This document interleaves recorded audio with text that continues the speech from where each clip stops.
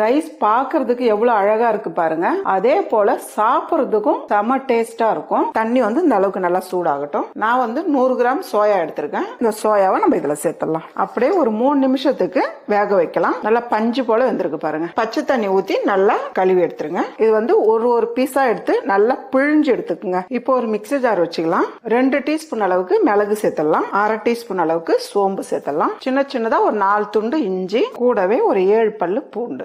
தண்ணி விடாம அப்படியே அரைச்சு எடுத்துக்குங்க. இப்போ ஒரு கடாய் வச்சுக்கலாமா.